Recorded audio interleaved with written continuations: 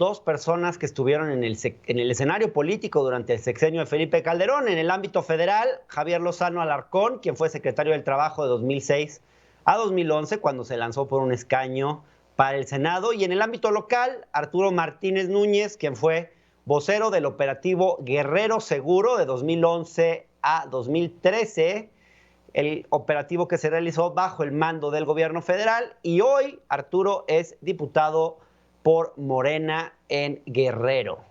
Bueno, quiero agradecerles a ambos por haber aceptado esta invitación. Javier, Arturo, muy buenas noches. Muchas gracias. Arturo. Y si me permiten, quisiera comunicarles las reglas de este debate. El debate consta de 3 bloques. Cada participante tendrá un tiempo determinado para hablar, el cual les será indicado previamente por parte del moderador. Cuando haya concluido su tiempo, sonará un timbre que se escuchará más o menos así, a ver si podemos oírlo. De todas formas, los participantes podrán... Este es el timbre. De todas formas, ustedes podrán consultar los segundos que les quedan en el reloj que aparecerá en la pantalla. Los participantes de este debate no se podrán arrebatar la palabra.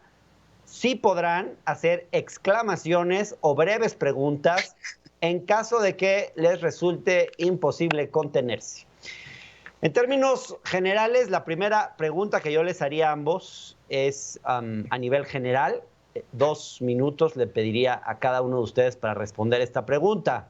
En términos generales, ¿qué refleja este libro sobre la personalidad de Felipe Calderón, sobre el tipo de líder que fue y sobre su gobierno? Empezaríamos contigo, Javier Lozano, por favor. Gracias, Hernán. ¿Y qué tal, diputado? Gusto saludarte, a todo el auditorio. Mira, digamos, mi punto de vista, tenemos que partir de la base de que es muy subjetivo en términos de que yo fui secretario del Trabajo y Previsión Social en el gobierno de Felipe Calderón. Entonces, claramente fui parte de su equipo, me consta, y fui parte de la toma de decisiones, de muchas decisiones muy difíciles de aquel sexenio. Lo acompañé pues desde la precampaña, luego la campaña, yo era el coordinador del cuarto de guerra, en fin, me tocó vivir con él pues muchas tareas y decisiones, especialmente las del 2009, muy fuertes. Y yo lo que encuentro en este libro, pues veo a Felipe Calderón, al que conozco también pues desde mis tiempos de la Libre de Derecho, aunque no fuimos compañeros de salón, por así llamarle, pero sí fuimos contemporáneos. Yo lo conozco desde 1981. Lo que veo en el libro es a Felipe Calderón. Es el Felipe Calderón que yo he conocido toda la vida. Y me ha gustado, no he terminado el libro, son muchas páginas, pero lo que he leído, me ha gustado mucho su franqueza, me ha gustado porque lo está diciendo desde adentro, desde el corazón, desde la convicción de lo que hizo bien, de lo que hizo mal, de lo que pudo haber hecho mejor. Razona y reflexiona el porqué de la toma de ciertas decisiones y cómo fue que procesó particularmente en este tema de la seguridad, que es con el que más se le ha señalado, pero pues él hace toda una narrativa y me parece que es lógico y natural que él haga una narrativa con los datos que tiene, con los datos que tenía en ese momento, cómo encontró las cosas en la transición, cómo fue que enfrentó a la delincuencia, cómo echó mano de todo lo que tenía como jefe del Estado mexicano, cómo dejó al gobierno y lo que vino después. Así que yo creo que esa es una primera... Gracias, Javier Lozano. Arturo Martínez, por favor, 2 minutos. Gracias, Hernán, Javier, mucho gusto. Mira, en primer lugar me parece valioso la publicación de este libro. En México prácticamente no hay testimonios de los presidentes. Están las memorias de Lázaro Cárdenas, luego los 2 tomos que sacó López Portillo, que se llaman Mis Tiempos, que es como el diario editado. El libro de Miguel de la Madrid, que realmente es anodino, el de Carlos Salinas de Gortari, que publicó el gobierno 2 o 3 volúmenes, que son una cosa gigantesca, inleíble, ¿no? Y Zedillo, no recuerdo que lo haya hecho. De Fox, pues decir que todos sabemos que cometió la proeza de escribir más libros de los que ha leído, y por eso me parece muy interesante que Calderón haga este recuento. Creo que, como dice Javier, pues lo pinta, así me lo imagino yo en corto, como lo veíamos, algo explosivo, un poco mecha corta, aventado a lo mejor demasiado para adelante, muy crudo, ¿no? No deja títeres sin cabeza, se lleva a Fox, se lleva obviamente a la actual dirigencia del PAN y a la anterior, y pues en esta lógica yo creo que es muy importante y aporta mucho al debate pues su versión. Luego de ahí a que estemos de acuerdo en lo que él dice, pues eso es otra cosa. Vamos hoy a centrarnos en el capítulo de seguridad, pero valdría la pena entrarle a otros capítulos que son igualmente interesantes. Gracias, Arturo. Tenemos contemplado 1 minuto de réplicas para cada uno de ustedes. Javier, ¿te gustaría utilizarlo? No. Bien. Entonces, en ese caso, yo les plantearía la siguiente pregunta de este debate. La principal tesis del libro de Calderón, que la repite varias veces, es que la violencia no fue generada por la estrategia de seguridad de su gobierno, sino que fue resultado de una lógica que venía de tiempo atrás. El expresidente dice que en el país había habido un aumento en el consumo de drogas dentro del país, que los propios mexicanos empezamos a consumir más drogas como resultado de un incremento en el ingreso, que tiene que ver con el Tratado de Libre Comercio, con la estabilidad económica, etcétera. Y lo que el expresidente Calderón plantea sobre este tema es lo siguiente. Él dice, como se dio esta nueva realidad, México se volvió un país de consumo. En consecuencia, los cárteles del narcotráfico ya no solamente se dedicaban a pasar droga a Estados Unidos, sino que se empezaron a dedicar cada vez más a venderla a través de, entonces necesitaban tener puntos de narcomenudeo. Él dice entonces que eso cambió la lógica del narcotráfico en el país, de la forma en que operan los cárteles, los cuales pues necesitaban estrategias de control territorial, dominar amplios territorios y capturar el Estado. Y que esto fue un problema que ya estaba ahí y que él fue el único que tuvo la voluntad, la valentía y la entereza de combatirlo. Yo quisiera preguntarles, y en este caso empezaría contigo, diputado Arturo Martínez, ¿qué tan acertada te parece que es esta tesis? Y para esto les pediría, por favor, 2 minutos, si nos pueden poner en el reloj, no 1 minuto como estaba contemplado, 2 minutos, por favor, le solicitaría a la producción. Adelante, Arturo, por favor. Bueno, en efecto, esa es la tesis que él plantea, le llama la captura del Estado.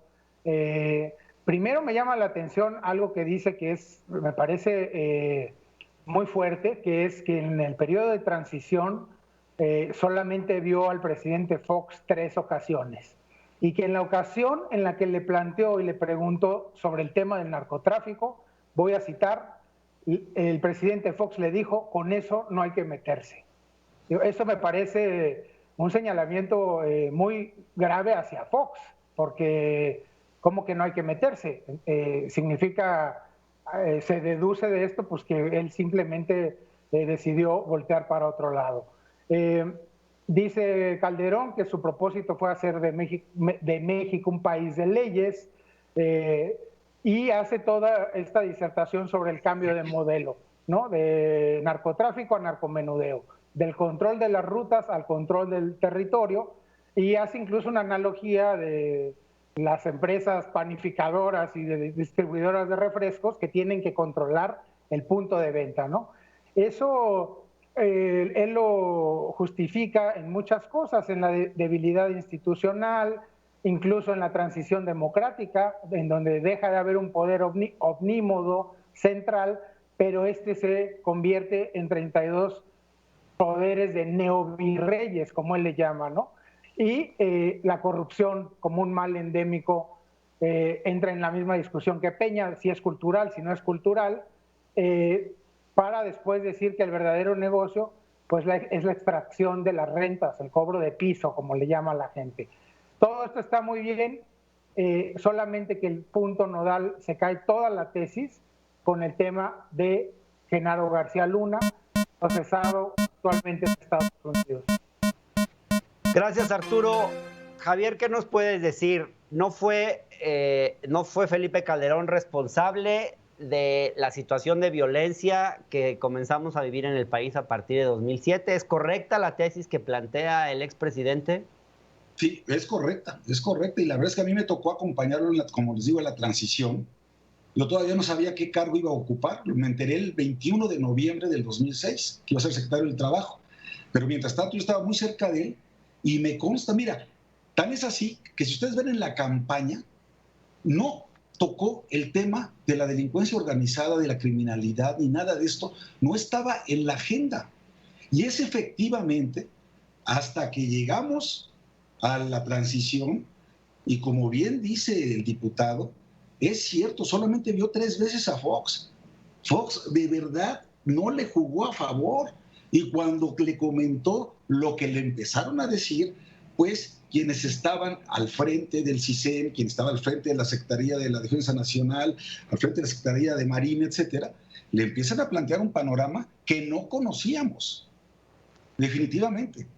Y aquí hay algo bien importante, y es un actor que está muy a la vista, que es muy relevante, que es muy respetado por Felipe Calderón, y que creo, Hernán, que lo deberías de invitar un día de estos a tu programa, a entrevistarlo, que es Lázaro Cárdenas Batel, el gobernador de Michoacán, que literalmente le pide ayuda, así, le pide auxilio, porque está completamente rebasado, y le explica cómo estaba su estado, cómo se estaba ahí infestando de todos estos grupos, de todas estas camarillas, y es cierto también su diagnóstico. Lo que antes era una más el trasiego de la droga, eso era México, y nada más atravesaba hacia los Estados Unidos, se convirtió en un mercado de narcomenudeo porque se incrementó el PIB per cápita, y entonces aquí empezaron a hacer de las suyas y se disputaron ya no rutas, sino, como bien dice el diputado, plazas. Ahora, el tema de García Luna, como él mismo lo dice, eso lo podemos comentar ahorita en el siguiente bloque, pero es una cosa, no tiene que ver con la estrategia como él la planteó. Gracias, Javier. Ahorita vamos al tema García Luna, pero antes yo quisiera hacerles una pregunta. Antes de conversar con ustedes, entrevisté en este espacio a Eduardo Guerrero, y él lo que recapitula sobre el caso de Michoacán, él lo que dice es lo siguiente: la operación en Michoacán fue bastante exitosa, y eso le valió al expresidente un incremento en su popularidad. En un momento en el que la legitimidad del expresidente estaba en duda, que había habido una elección muy disputada, ¿será que el presidente Calderón se dio cuenta que tomar esto como una de las principales banderas de su gobierno le podía traer un rédito político, que podía, digamos, lucrar políticamente con este tema? Y ahora les daría 1 minuto y medio a cada uno de ustedes, comenzando por Javier Lozano, por favor. Mira, nuevamente te lo digo, definitivamente esto fue en la transición, yo podría llamarlo así, una sorpresa, la información que le pusieron sobre la mesa al entonces presidente electo. Y es cierto, fue una gran irresponsabilidad de Fox no entrarle a los guamazos, no combatir esto de frente con toda la fuerza del Estado mexicano.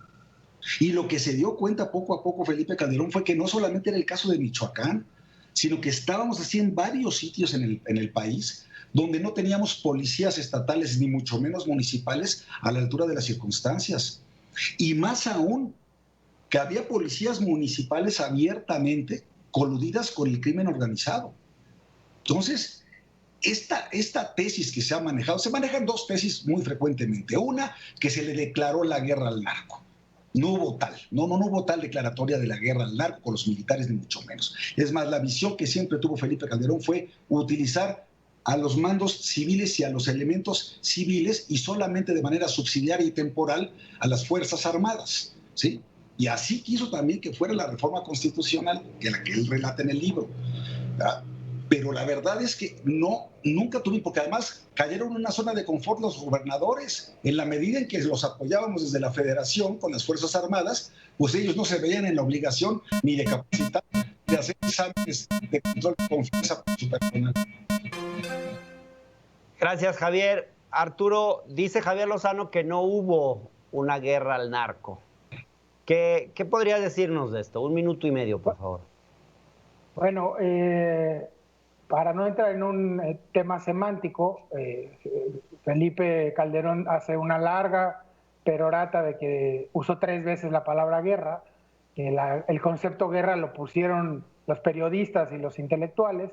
Bueno, la realidad es que usa él mismo otra figura, patear el avispero, que lo acusan de que pateó el avispero. Dice, no, las avispas ya estaban pateadas y ya estaban con los aguijones metidos, y eran los gobiernos locales los que le estaban pidiendo ayuda al Estado mexicano porque se veían rebasados absolutamente por sus capacidades locales. Eso es totalmente cierto. Fox, hacia el final de su mandato, empieza a lanzar estos operativos que les llamó México Seguro, que no eran más que desfiles de militares. Yo hablo de lo que conozco, que es Guerrero, por la costera, y con lonas literal que decían México Seguro, no tuvieron ningún efecto.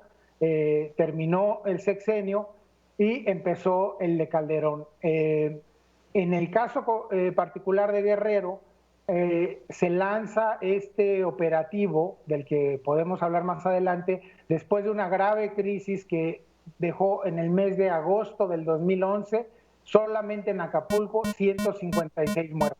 Entonces, sí se pidió una ayuda y sí se llegó. Gracias, Arturo. Necesito ir a un corte. Si me permiten, 1 minuto, ya estamos de vuelta. Con mucho gusto. Gracias, ya volvemos. Gracias, estamos de vuelta en La Octava. Recuerden que estamos en el canal 8.1 de televisión abierta y en los sistemas de televisión de paga como Axtel, Easy, Total Play, donde nos encuentran en el canal 8 y en radio en el 88.1 FM. También en televisión en vivo digital por el canal de YouTube de La Octava y desde luego en las redes sociales. Bueno, seguimos en este debate sobre el libro de Felipe Calderón, Decisiones Difíciles, y en particular estamos discutiendo la estrategia de seguridad de su gobierno. Ahora yo quisiera plantearles otra pregunta, Javier, Arturo. ¿Qué tan acertadas fueron, en opinión de ustedes, las decisiones que tomó Calderón entre 2007 y 2011? Entre 2007 y 2011 para combatir la criminalidad y reducir y combatir el problema de la inseguridad en el país. Vamos a empezar ahora contigo, Arturo. 2 minutos, por favor. Bueno, yo creo que él planteó 3 líneas de lo que él le llama la estrategia, ¿no? El combate a la delincuencia, la reconstrucción de los policías locales y la reconstrucción del tejido social. El problema que yo veo es que es el orden, los factores que yo creo que sí altera el producto. Primero hay que entrar al fondo de los problemas, es lo que está intentando hacer Andrés Manuel. En el camino hay que crear mejores policías, porque no las sacas de una bodega, tienes que formar a un policía que te toma 3 o 4 años. Y una vez que tienes la suficiente inteligencia y la capacidad de fuego, pues combates frontalmente. Esto se hizo absolutamente al revés. Primero se combatió, luego se intentó corregir a las policías y luego el tejido social. Los números, pues los dicen los que saben, lo acaba de decir Raúl Cepeda y Eduardo Guerrero en los bloques anteriores, pues yo creo que fue un fracaso absoluto. Quizás no es el responsable de que se haya comenzado esto, pero sí es responsable de la parte de la historia que le tocó comandarlo. Y lo digo por lo que pasó en Guerrero. En Guerrero empezamos un operativo conjunto, nos fue muy bien, logramos bajar de violencia de manera muy importante y de repente un día sin decir agua va, simplemente se llevaron a más de la mitad de los elementos que trajeron porque surgió otro problema en Apatzingán. Y obviamente el crimen regresó a ocupar los espacios que antes los habíamos hecho a un lado. Entonces para mí es un fracaso absoluto. Gracias. Arturo, ¿qué calificación le pondrías a la estrategia del 1 al 10?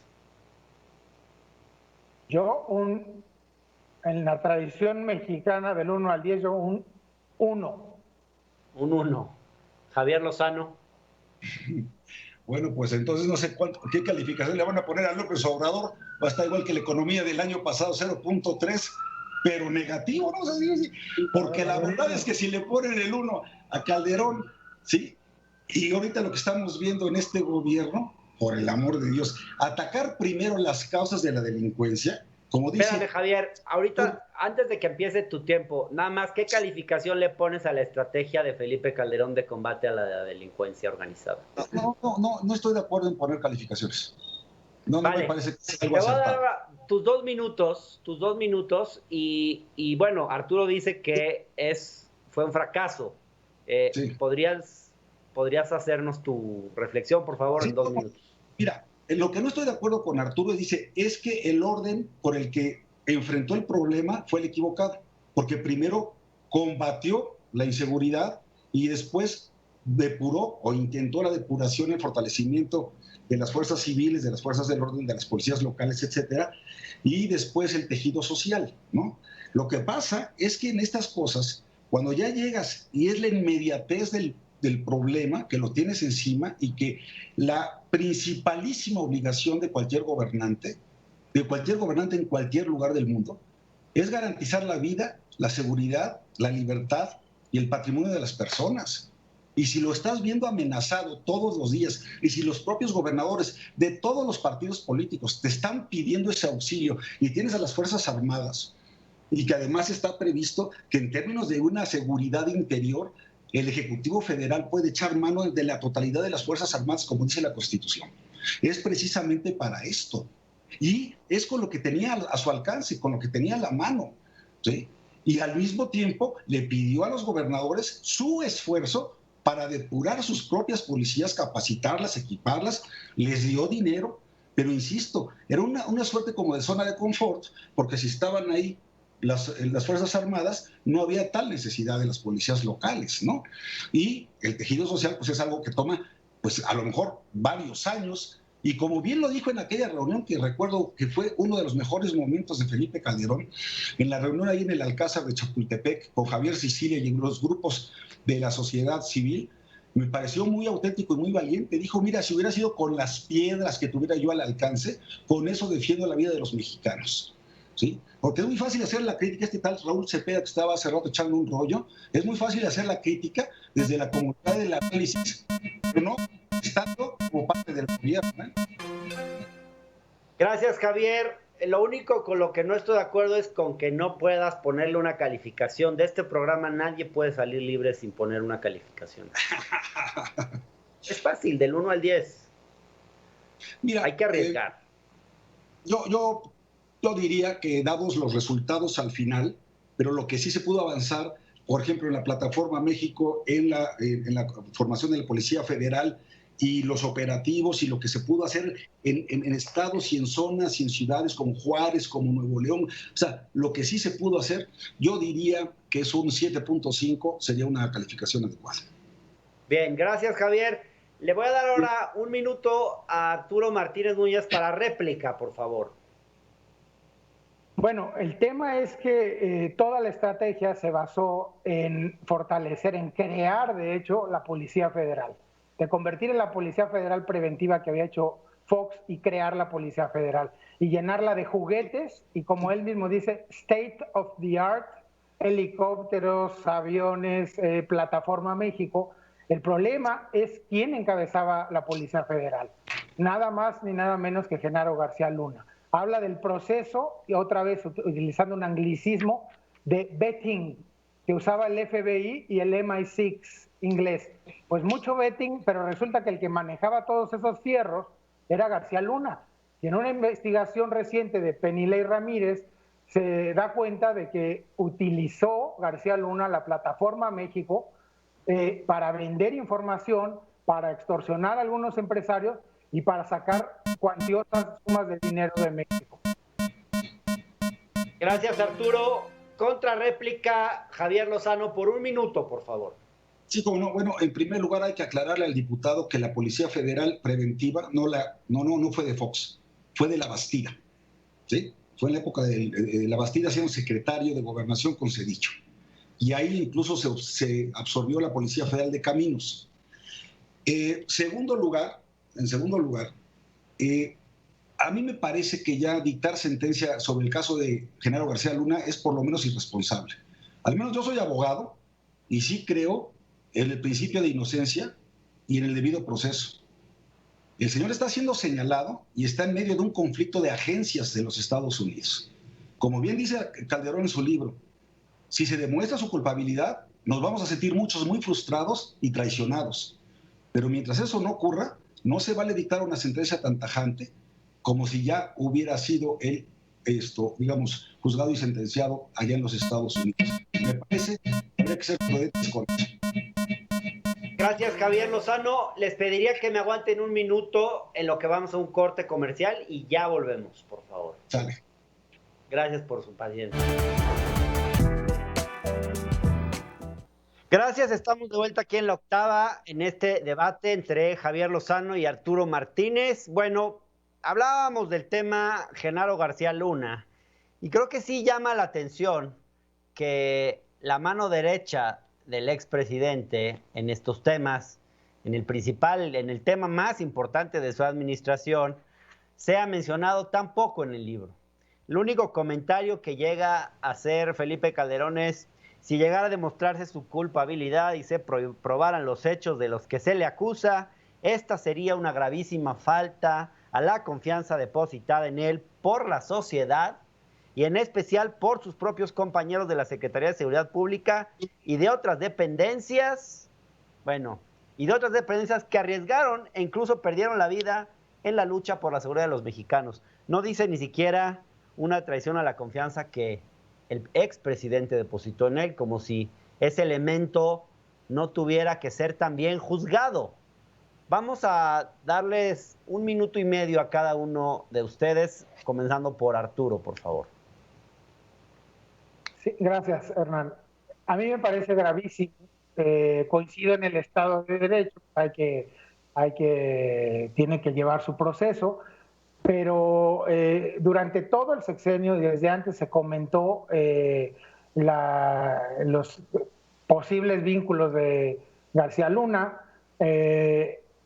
Lo están diciendo las agencias americanas, no es que sean infalibles, pero no es una acusación que venga precisamente de la Fiscalía mexicana. El señor tiene, a decir de Penilei Ramírez, que no es precisamente muy afecta a la 4T, más de 50 millones de dólares depositados a través de un entramado de 11 países.